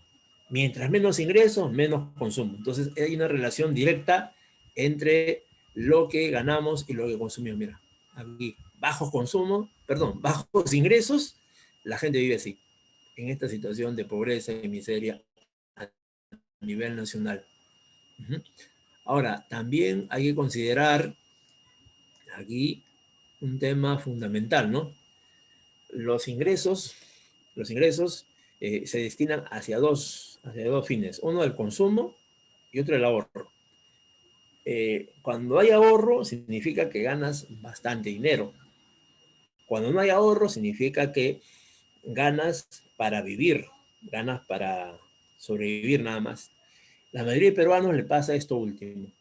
En cambio, los empresarios, medianos y grandes empresarios sí tienen cuentas bancarias enormes. Ellos sí tienen. Entonces, los ingresos es igual al consumo más el ahorro, por lo tanto, el ahorro es el ingreso menos el consumo. O sea, el ahorro es aquello que no vas a consumir de tus ingresos, que lo puedes guardar pues en una alcancía, en una cuenta bancaria. Y la inversión es cuando utilizamos el ahorro, ¿ya?, para financiar otro proceso productivo, ¿no? Ampliar la capacidad instalada. ¿Qué adquirimos? Bienes de capital, adquirimos, mire, una serie de productos a nivel de la fábrica, ¿no? La fábrica necesita materias primas, entonces hay que comprar, hay que adquirir esas materias primas, contratar mano de obra, mano de obra. Ya, listo. Entonces, esta sería la inversión. La inversión es pública y privada, por si acaso, cuando es la inversión, ahí tenemos, permite realizar nueva producción capitalista. Uy, ya me estoy pasando de la hora. Y también permite incrementar la producción, el empleo y el bienestar de la sociedad. Mire, por ejemplo, ahora están invirtiendo bastante en estas vacunas. Listo. Hay dos tipos de inversión, privada y pública.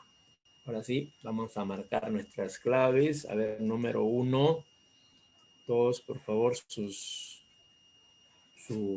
abran sus archivos. Ya abrimos el archivo respectivo. A ver. Ya, se voy a compartir la pantalla acá. Semana 3. Y vamos marcando. Aquí está. ¿Listo? 1. La inversión es un componente de la producción y, si existe, desencadena una serie de beneficios para la sociedad. Dependiendo del monto, su efecto es de corto o largo plazo. Eso no sabemos. En ese sentido, cuando el inversionista destina dinero para un proyecto, ¿qué es lo que busca el inversionista? A ver, ¿qué es lo que está buscando él? Si es un empresario, si es una persona con dinero. Ganancia. La ganancia. Ganancia, la de. Muy bien, la ganancia. Eso es lo que a él le preocupa, ¿no? Por eso los inversionistas no están en los asentamientos humanos, no están en las zonas humildes, ellos están en las zonas acomodadas, ahí invierten más. Ahí ponen centros comerciales, ponen colegios muy caros, ponen universidades carísimas, pero la zona pobre, esta zona sí está abandonada, no hay nada ahí. Casas nomás de la gente humilde. ¿A través de qué etapa del proceso económico una empresa incrementa su capital? La B. Muy bien, señorita, la inversión. En noviembre del 2019, el Ministerio de Economía y Finanzas aprobó el presupuesto público del 2020. Por otro lado, en el mercado laboral se observa que Rosa trabaja todos los días para sacar a sus hijos adelante, mientras que Martín es el gerente general de una institución privada encargada de la producción de calzado en Trujillo. Si se consideran los agentes económicos descritos, ¿cuál será el rol de cada uno de ellos en la economía? A ver, ¿quién me ayuda? A ver. Sí, ahí está el Ministerio de Economía, es el Estado.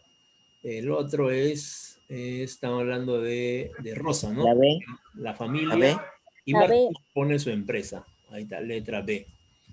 Antiguamente, la pachamanca se generaba a una temperatura elevada y prolongada en un hoyo cubierto con hojas y tierra. En la actualidad, los mismos ingredientes son utilizados y preparados muchas veces por restaurantes que utilizan hornos especiales a gas propano. El cambio en producir la pachamanca se debe básicamente, a ver, ¿cuál será la razón C. de estos cambios? Cambio de tecnología. Han incorporado la tecnología, lo cual hace que haya mayor productividad, porque con estas innovaciones, la pachamanca ya no sale 1 kilo, 2 kilos, ya sale 20 kilos, 30 kilos para un fin de semana donde hay muchos consumidores. Nuestro país cuenta con una diversidad de recursos, entre los cuales destacan frutas, tubérculos, peces, gas natural, petróleo, minerales, de los cuales son recursos. A ver, ¿cuál es la clave? Vamos, muchachos. Ah, La letra A, muy bien. Pero los otros distractores sí que son para que te perdamos tiempo, ¿no? Los otros también están para que uno se distraiga, pero si las cosas están claras, de frente la letra A. Debido a la falta de trabajo en la región de Cajamarca, su presidente decidió otorgar un préstamo para ser utilizado como capital de trabajo. De esta manera, el funcionario público intenta... ¿Qué es lo que intenta? La C, la D. Muy bien. Claro, con los préstamos se está intentando impulsar, estimular, ¿no?, la producción. El fin de la actividad económica es la satisfacción de las necesidades. Ahora bien, para lograr este objetivo se necesita recurrir a los bienes y como no se encuentran a mano, se requiere buscarlos o transformarlos. Esta idea se refiere a... A ver, ¿a qué se refieren? A ver, ¿qué dicen los La demás? C. La letra C. Se A ver. requiere transformarlos, ¿no? Sí, tanto La así, B. son varios puntos y todos ellos están dentro del esquema que vimos, que son qué producir, cómo producir, ¿no? Y cuánto producir, que son los problemas económicos. Es la unidad económica que se encarga de reunir a los factores productivos con la idea de crear bienes y obtener utilidades. ¿Sí? ¿Cuáles, muchachos? Las empresas. Las empresas. Y último, o penúltimo, perdón, ¿sí? Dice, los dueños de una empresa consideran que el nuevo gobierno que se ha iniciado en el Perú logrará que la economía se recupere y que se incrementen las ventas y mejoren sus utilidades. Por lo cual, deciden incrementar la cantidad de trabajadores, manteniendo constante la cantidad de los demás factores productivos, observando que el aporte adicional de cada trabajador es cada vez menos. ¿Qué se puede afirmar acerca de la situación de la empresa? La A. Cuadrito, La A. la letra A. Muy bien, muchachos, la letra A, correcto. Y el último, Sandra, luego de analizar las etapas del proceso económico, puede afirmar que, teóricamente, la fase de la actividad económica que antecede a la distribución se conoce como La B. La B. la La B. letra B. Fundación. Muy bien, muchachos, excelente. Les felicito por haber participado durante toda la clase, haber dado sus claves correctas y seguir avanzando en nuestra preparación. ¿Alguna pregunta, alguna duda?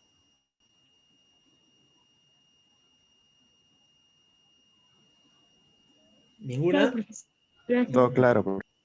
Muy bien, jóvenes. Les agradezco entonces sus intervenciones y nos encontramos la siguiente clase. Profe, Cuídense gracias por mucho. la economía de hoy día. Muchas gracias. Fue muy informativo, la verdad. Gracias a ustedes por participar.